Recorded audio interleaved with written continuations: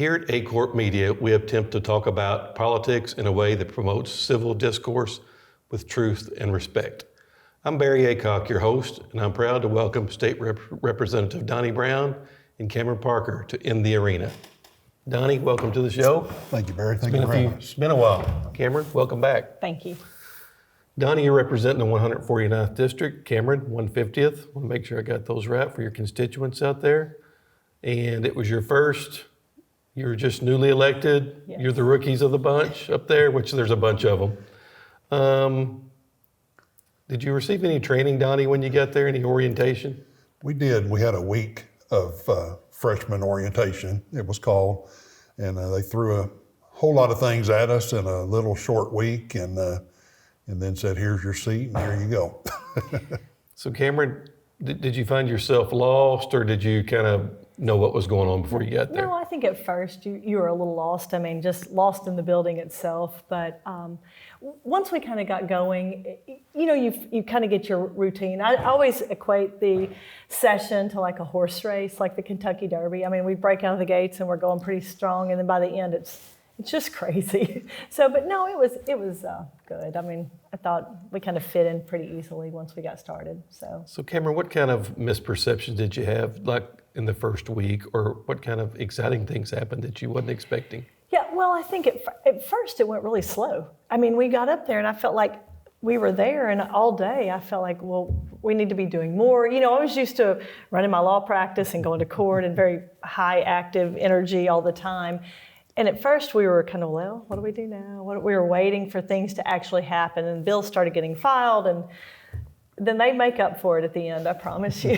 So that's a good point, Donnie. You are both used to running and gunning, and it kind of was a slower pace in the beginning. So how did you adapt to that? It was. I spent a lot of time trying to learn about the process. We were very blessed. We share in LA. Wanda Meerhoff is her name. 14 years of experience.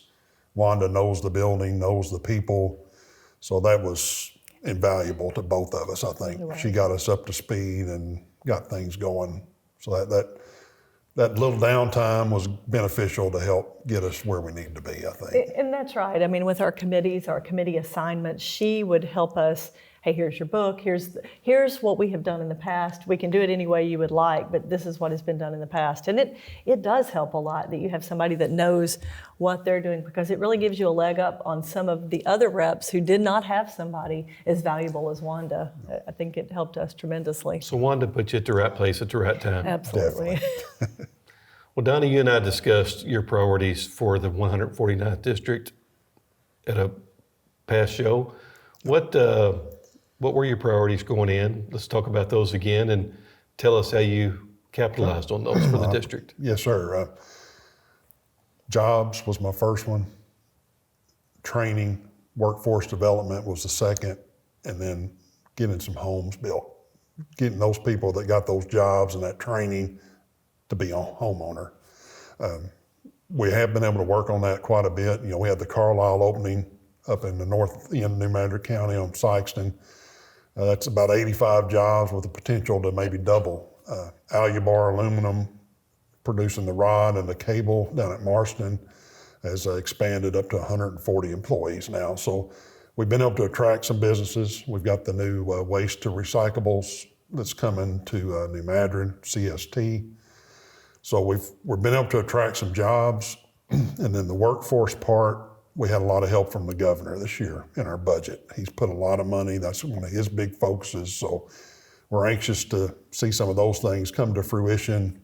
A new job center up at Cape at Southeast Missouri State. So those two things are coming together. And if you've kind of toured the area, we are starting to see some homes being built. I think we have about 25 either being built or in the plans for New Madrid. Sykeston's got about a 500 home development that's going to be starting pretty soon. So I think we're starting to make some real progress. Obviously, that's with the help of a whole bunch of people. So I'm excited about what we've got done in the last year. Donnie, are those new homes directly related to new industry in the area, you believe? They are. The Carlisle plant, that subdivision is going to be right across from that plant.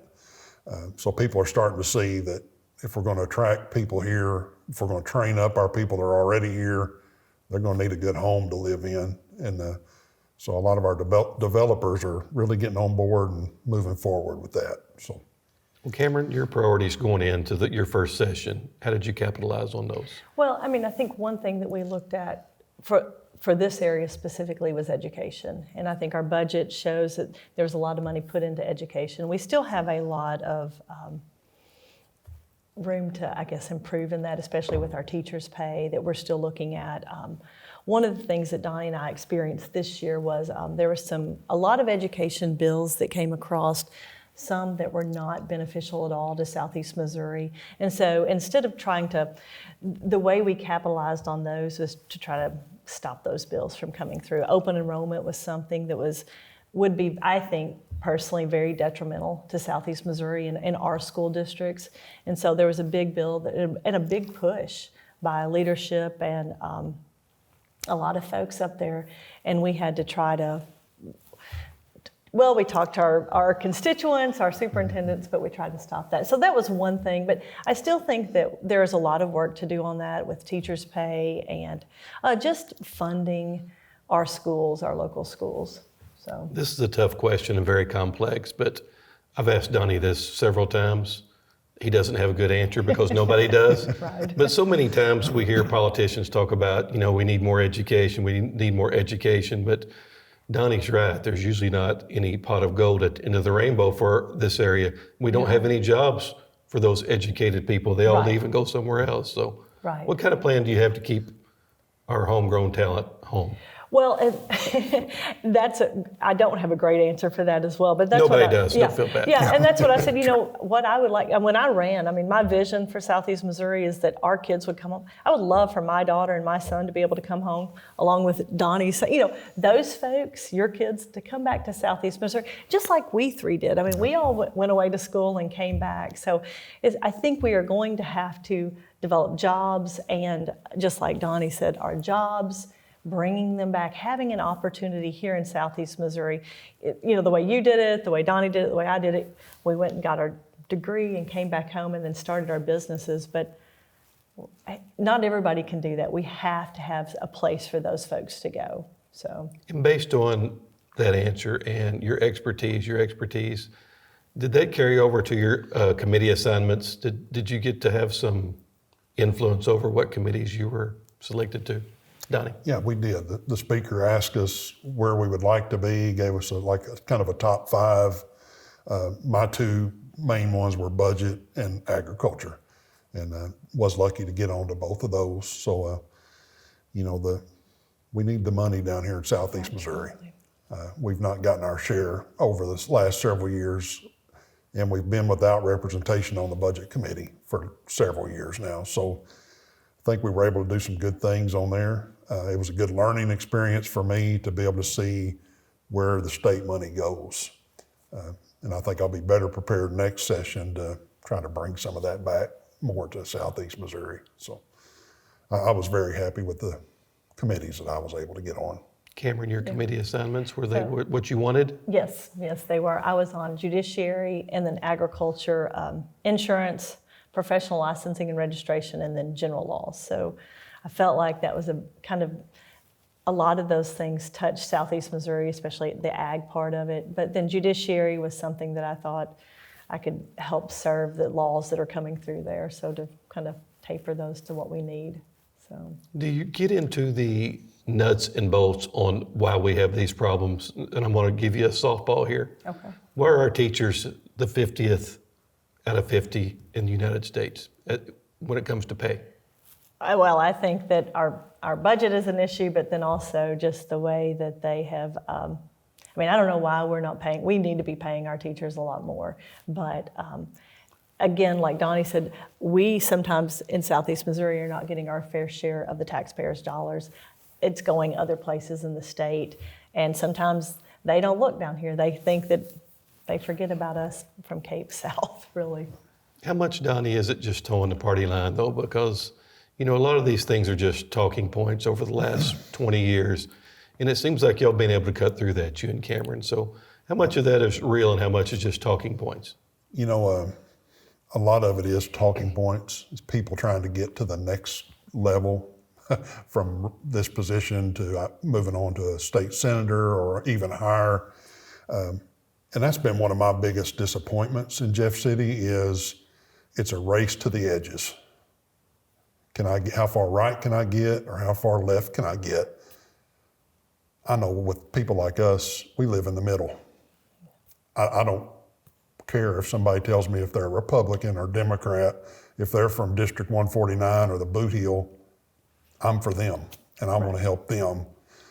A lot of that politics stuff just gets in the way of common sense and good decisions a lot of times. So, but they seem to be the loudest two groups in Jeff City.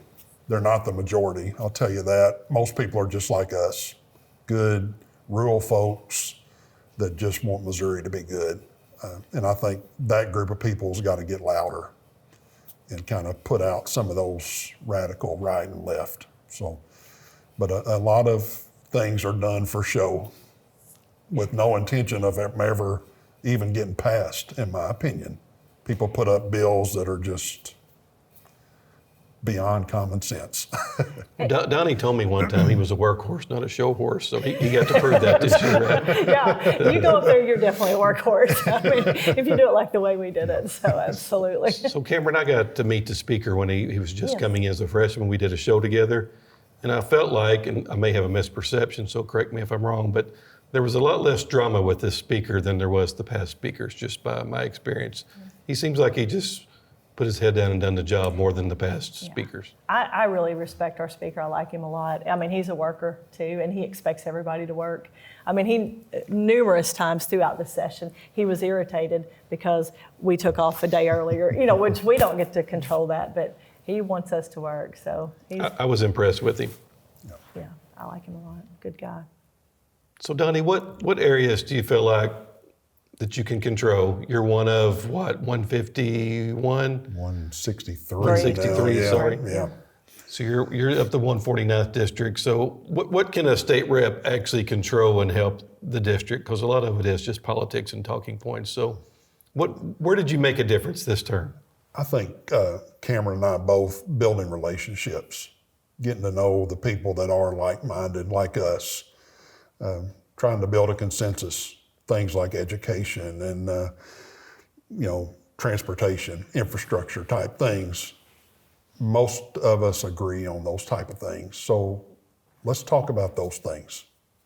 Let's leave those fringe things where we get into arguments about. Let's talk about the things here that make Missouri better. And I think that's where we've been able to not buy into those wild ideas, but keep it back in the middle and find our group that's there.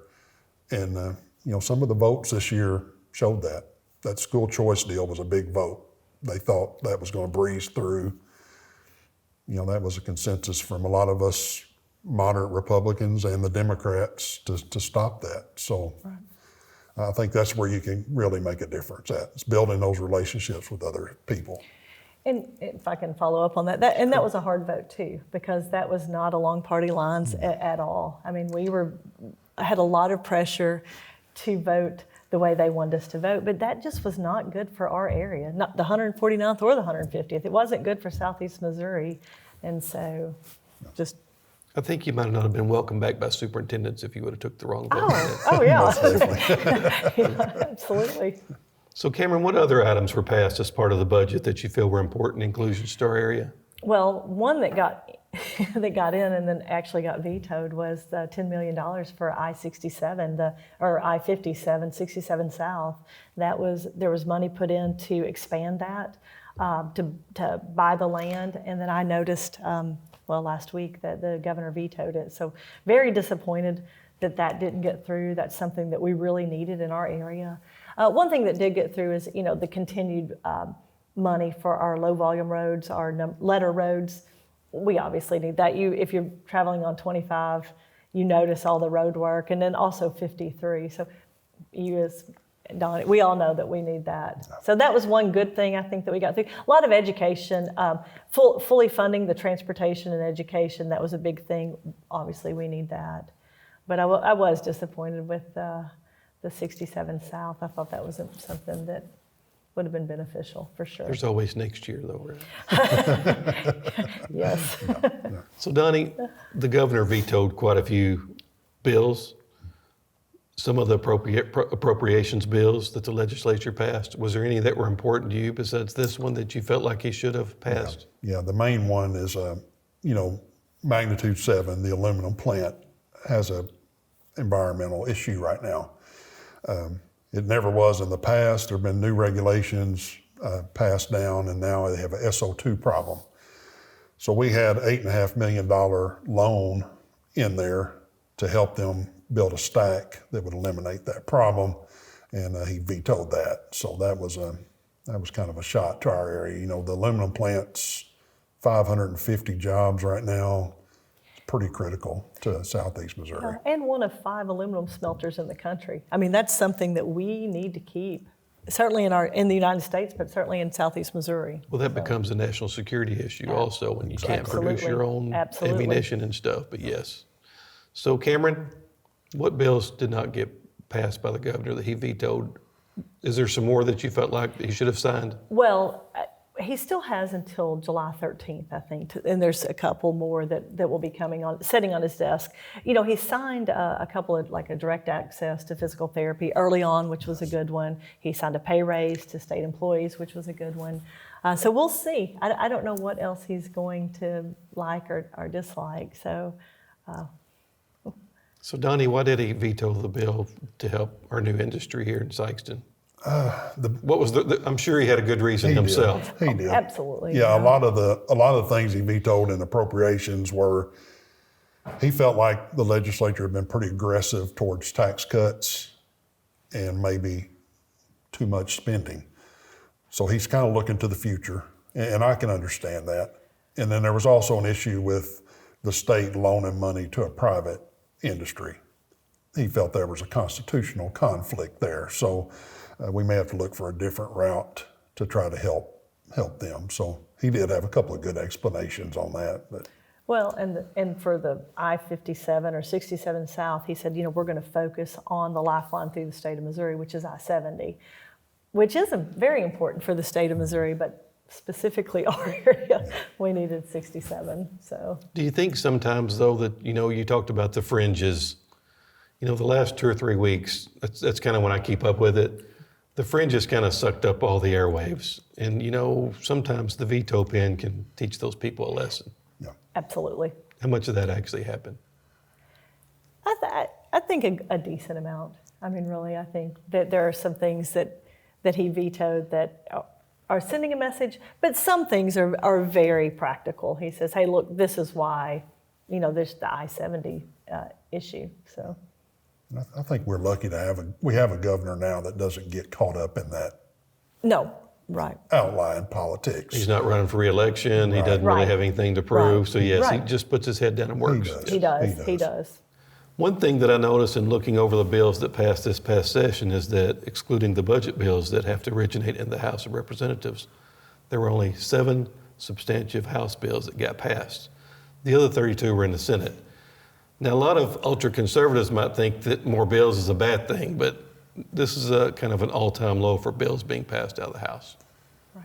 Cameron, what do you credit that to? Yeah, so I think that specifically, I didn't realize this until I got up there, a lot of these bills are duplicate bills. So we have a House bill and a Senate bill that are identical, and they both run through their systems, and just, it seemed like the Senate bill was able, they held their bills and got them over. But those bills that passed out of the Senate were identical to some of the House bills. So, but I don't know why I can't really answer that. You didn't know you set a record. Yeah, no, I didn't know. I was like, some people might think it's a good thing. We don't need any more bills or laws. Yeah, but some of them we don't. Yeah, I agree with that. So Cameron, you kind of got an uncanny, unique view. You get to see kind of both sides of the law, being an attorney in the area. Right. Now you're helping make the laws. Right. Give us some kind of look into how that made you feel or what that looked like. Well, was it surprising to you? I told my daughter, who's going to go to law school next year, I've read more law in the last 5 months than I have in 20 years of practice. Wow. But I feel like when I get a bill, like especially in committee, I think I try to scour that bill. I try to look at all the other bills that lead up to it, or to see if there's any contradictions. I really try to. I've read a lot. I think my eyes are terrible right now from reading. But no, it's very interesting coming back to practice and seeing, oh, this is why this was done, or specifically, oh, Representative so-and-so, this is his bill. It's kind of neat to see both sides of it. The history of it. It is, absolutely. In your laws that we have, our statutes, it always says legislative, a year or date, whatever. Then I look at that now more regular and say, oh, this went through this committee, and it's easily understood now. So, and in the past, I've really not paid much attention to that. So how many of them do you think that are just really genuinely outdated? Oh, there's a lot. There's a lot, and that's one of the things. I introduced a bill, it was a fix in the law. I mean, just a tweak in the law, just an age, but it didn't get through just because of, I guess, politics or whatever. But some of these things that need to be changed that are just minor fixes, corrections, there should be an easier process to do that. So Yeah, because it's just cluttering things it up. is, absolutely. Donnie, you told me one time, I think we spoke one time since you become officially a state rep, but you told me the one thing that you found out is both Democrats and Republicans like to spend money. So if it's there, they're going to spend it, right? You're exactly right. So there's a myth behind some of this. That fiscal conservative, they love to cut taxes, but they also like to spend that surplus that we have. And like I said, I think that's for both. And I think we see that in our federal government as well. I think people can say one thing and then do the opposite. So, I think we are true conservative people. We've been raised that way. Right. I know Cameron was, I was. We didn't have parents that had a lot, but they had their priorities straight and they spent it the way they needed to for the things we needed. And sometimes that gets lost in Jeff City and Washington, D.C. What's really needed, or what's some things I just want that's going to make me a bigger name. So, yeah. So Cameron, I know once you talked to State Representative Deb Lavender. She told me you were working with her on something that you are both working on at the same time. Right. I forgot what that was, but the Republicans are in such a big majority right now. Do you really have to talk to any Democrats at all? No, you don't, but I do. I mean, I think it's common courtesy, just like Donnie said. I mean, where we're from, we're just trying to help our area and the state of Missouri. So I think, common courtesy to talk to those. And you know what? There are a lot of good ideas across the aisle or not. I mean, Exactly. If we would come together, I think there's a lot of division. And that was one thing that was kind of disappointing. When you go in, you see, oh, well, we're on this side and you're on that side. But I have friends on both sides, and I don't understand sometimes why we're so divided. Certain issues, absolutely, but why we're so divided. So, but we did. It was the totally eclipse bill that we're having in 24. Right. So, yeah. That's going to be a big tourist attraction, Yes, I guess, it is. for the state. And yes, that's exactly right. So, Donnie, what will your focus be for the next session? Since you're not a rookie now, you're going to be one of the veterans. You really move up quick in leadership. So what's your new priorities? I mean, your priorities are probably still the same, but you probably have some new priorities now. Yeah. I think with the budget's really where my focus is going to be, trying to get more funding for our things that are going on in Southeast Missouri, that workforce development. I think that's a key to keeping our kids here. We have a lot of kids that college just isn't right for them, and that's perfectly fine. But they need a skill. They have some technical training to get them a good job. So developing some areas of that here. One thing that I really see is in the farming industry. You don't just jump on a tractor anymore or a combine like you used to. It's technical. And we need some of our kids in those jobs. So many of our farmers, we're having to bring people from all the way across the globe, from South Africa, to help put our crops in, when we ought to be training our kids to take those jobs, because they're not minimum wage jobs anymore, as you know. They're good jobs. They're good paying jobs that come with a lot of benefits. And so I think some precision agriculture is a big one for Southeast Missouri to help keep some of our kids at home, along with some of our new factories and stuff as well. Donnie, what does that look like? Because you and I have spoke about it before, electricians, air conditioning, heating, plumbing, those professions would be gold mines in Southeast Missouri right now. You can't find anybody to do it at the right time. So what does that look like a training center in the area? I think so, and our high schools are starting to step up. You know, New Madrid County Central has a good technical program doing electrician work. We were able to get a $3 million grant for the Sykeston technical program to expand their welding, also doing some fire and EMT training there. Charleston got a $2.5 million grant for some workforce development, all the way from helping people get a driver's license to a CDL to forklift training. So we've got some good public-private partnerships going there, and I think we just got to keep expanding on those. 15, 20 years ago, when I first got to be mayor of New Madrid, I worked with Rob Mayer. We wanted to get a Lynn Tech in Southeast Missouri. I still would love to do that. If it's just a branch of Lynn Tech, they do so many great things. If we could get that anywhere in Southeast Missouri, and I think you'll find that with me and Cameron, it's not a gotta be in my district or her district. Anywhere it lands in the boot heel benefits all of us. So we're gonna keep working towards that. Yeah, and to follow up on that, I mean, we have a lot of valuable assets here. Just like here in Malden, we have a 5,000 feet runway or foot runway. And there's, from traveling all over the state with the state rep, we did the orientation and then the tour, you see a lot of areas that have these opportunities we could do right here in our area. We went to Kansas City and saw a big workforce place. We went to Warrensburg and saw they were doing an aviation program. We could do it right here. And so I think that's something that if we could come together, and also, I mean, our work starts now. So we've been up there. Now I would like to go with, and Donnie and I have talked about this, going to we share Pemiscot County, so our county commission, and seeing what they need, what is beneficial for Pemiscot County, for Dunklin, for New Madrid, and the cities as well. And then going in early and making those asks. Because if you wait to the end to ask for the budget, or well, you need this much money for, you start day one, going in, just chirping about that. So some of your colleagues are on vacation right now. You're ready to start. Oh, yeah. You're hitting the ground running. No, I've been on vacation too, but I'm ready. Now you're ready. I'm ready. So. Well, if you've been reading 100 pages a day, you're probably ready for a break. At least.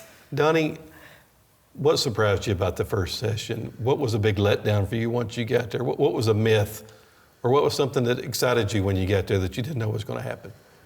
You know, the disappointment was that trying to be pulled to the right or to the left. You know I've been called a racist and a bigot, and I've been called a rhino. I'm none of those things. I'm just a conservative Christian guy from Southeast Missouri that wants the best for my area and for the state of Missouri. So that was a real disappointment. I knew that was in national politics. I was hoping it wasn't as bad in Missouri politics. And it's not. It's just those fringes are the loudest. So, you know, that was kind of disappointing. But then to really dig into that committee work and those kind of things, I didn't know a whole lot about that going in, but I really enjoyed that, because that's where you get to meet people who are focused on the same kind of things that you are and live in the same kind of areas as we live in. So that was really enjoyable, meeting those people, making those relationships, and then being able to get some things forward through those relationships. You know, a lot of times the bill's not yours, but you maybe help somebody get across the line. So we had one this year in agriculture that I was really proud of. We have a young representative from the west side of the state, Dane Deal, and we got to be really good friends with Dane, but he put it as a young farmer's bill, and it's to help. The average age of our farmer right now is about 60 in Missouri. This is to help to get some younger folks in. It'll help with some capital gains if an older person wants to sell. It helps with some tax credits. So I was proud of that one. It's on the governor's desk right now. We'll see if it makes it through, and it was a starting point. Right. We start with this, see how it works, and then maybe we expand on it. But I was really proud of that Yeah. one, and getting to know Dane he's just like us. Yeah. He's a soybean farmer over in the west side of the state. So Cameron, disappointments or excitements that you didn't know was going to happen to you? Well, just the excitement of being in the building, every day driving up to the building and your office being there, and being able to serve and help the constituents, our area. Because we don't get a lot of calls up there, but when somebody calls you, there's an issue up there, they need your help. And that's what I would encourage everybody in South, call us. It is I welcome the calls. It's much more beneficial. If you call me, Barry, and you say, hey, look, I don't like Bill 75. Thank you. Let me know that. Or you do like it. I mean, if we can hear from our folks. But I enjoyed just serving. Disappointing, the sound bites that you heard. I mean, a lot of times we had a lot of good things would happen and get through, and we would help folks. But then what you would hear on the media would be, oh, well, what women wear on the House floor, or things that were really a very small portion of our day or our month, but that just blew up. So that was disappointing to me. Really, we had a lot of good going on, but you didn't hear the good. But one thing that was disappointing for me is there's so many Republicans taking credit for this infrastructure money that the President Biden has given to every state. So, Donnie, have we turned that money down? not a penny that I know of. I notice a lot of Congress people in every state's taking credit for it now that voted against it in Congress. So it's going to stimulate the economy. Usually dumping money at things stimulates the economy one way or the other. It just increases spending. I know in our area, the ARPA money, the infrastructure money has really been big. Our cities and counties have had to put off a lot of things because they didn't have the revenue. And with that influx of money, they've been able to really fix some things. Right. New Madrid County was able to put some money into some infrastructure on the south end of Sykeston that is going to boost those housing developments I was talking about. So wouldn't have been able to do that without some of those federal dollars coming down. So it's been a boost to our area. I've never seen a road paved in Parma until this past year. We're getting new stop signs, so right. Yeah, the money's flowing in. Yeah. Let me see if I've got anything else to cover. We've covered a lot of ground. Donnie, I'll let you leave it with your impression of your first year and what the future looks like. It was an exciting time. It's such an honor to be able to represent the people back home. Some of those constituent things that we got to help with really make you feel good. When you can really help somebody with a problem, makes you feel good, makes you want to keep going back up there. Because there's some days up there when you want to get in your car and just come home. Like I'm beating my head against the wall. But when you can do something for the folks back home, that's good. So I look forward to more of that and learning the process so we can really get involved earlier. Last year we got the election. Within 30 days, you had to have your bills filed.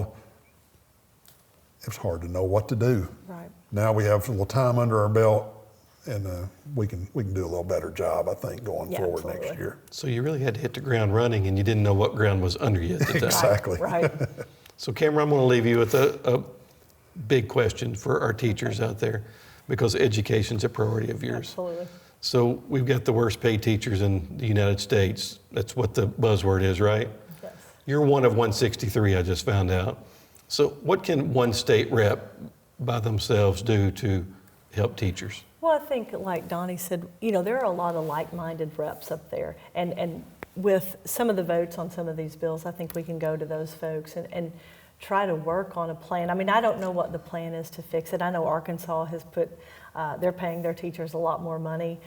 I don't know, but we don't want to lose our teachers to the state of Arkansas because of the pay, because we have some good folks that are, I always say this, Donnie knows this, teachers are near and dear to my heart. My mom was a teacher, every female in my family's are teachers.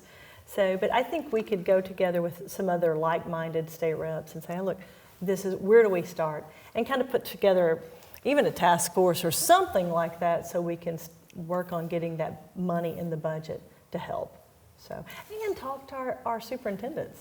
I don't want to go up there and do something and then come back home and one of our soups say, hey, that really messed everything up. Because they're the ones, they live it, they know it. And we have had meetings with our superintendents in our area to try to see what they like and what would work well with them. So, but we've got to take care of our teachers. We've got a double whammy here. COVID hit, a lot of teachers wanted to leave the profession. Now it's all comes down to pay. So it's a double whammy here, is. especially It in is. Southeast Missouri. We're so close to Arkansas. They can just run across the line. But I think we're in the early stages of the bleeding of teachers here in Southeast Missouri. So I think you're at the beginning of the problem, not at the end. So Right. something needs to be done now. Absolutely, I agree.